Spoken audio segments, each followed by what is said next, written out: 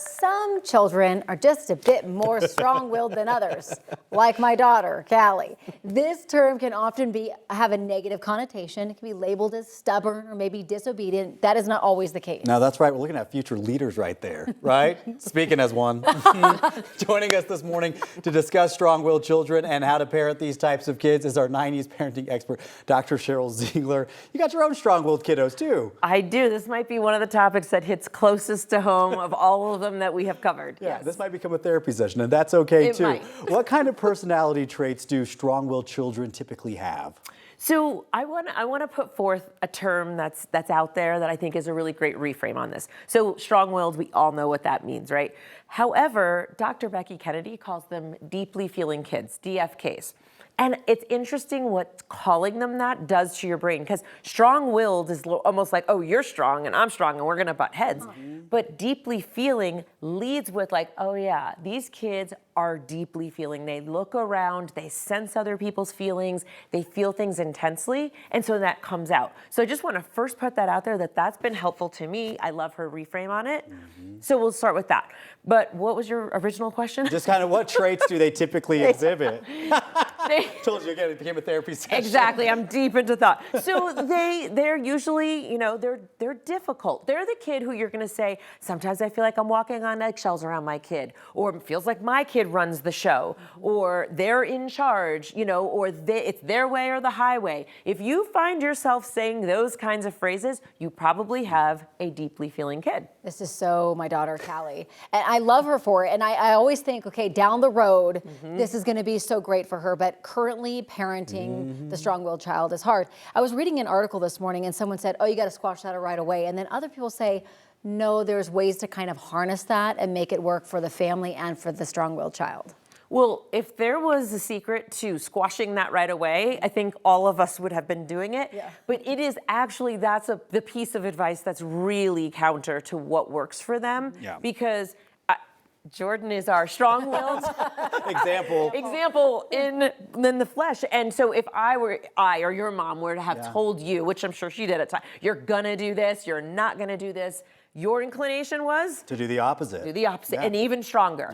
And that is just true. It's a temperament, right? So people want to, we can sit here and talk about what's personality, what's temperament, but usually these strong-willed kids were born this way. This is their temperament. And in psychology, we just call it difficult. It's a simple, because in the 1950s when they termed things, they just said it like it was difficult. Like, oh, that's a difficult temperament. And that's what it's called. And so it is that kid. And so one of the things that you have to do is you have to parent them differently. You are not going to parent them like your other kids. And you're really going to have to practice your skills of negotiating or having them feel like it was their idea. And, you do have to set firm boundaries. You just can't be, though, like strong-willed like them. It doesn't work. But how do you do that? How do you let them have some kind of control without them taking over entirely? Yes. One of the first things is to remember what drives this type of temperament. And it's actually, in some ways, a lack of feeling safe in the world, because they do have so much power at such young ages that actually that feels scary.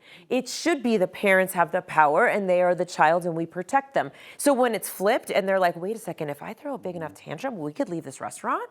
I don't have to eat my vegetables if I do this.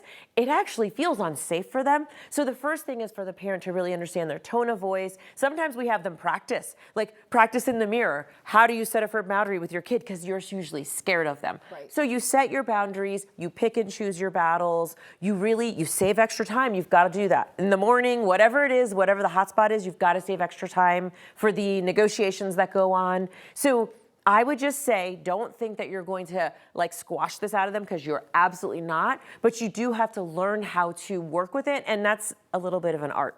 I was telling you yesterday, we have a group of little girls in our cul-de-sac, and all of them are strong-willed girls. They are like this all the time. What do you do when you have just a group of strong-willed girls? They play all the time. Yeah, so that can happen because sometimes you attract in people, right? And then there might be the one person who's like, I'm good with anything. Yeah. But usually, there might be one. So what you want to do is, I think, as the parents, you probably want to say, so when you all get together, this is really important. You're all really great leaders, right? With girls, we tend to say, you are bossy. We don't call boys bossy. We don't usually call boys We're bossy. ambitious. Right. The boys are just like, we have this more pride around them. So be careful with your words with a girl who's strong-willed.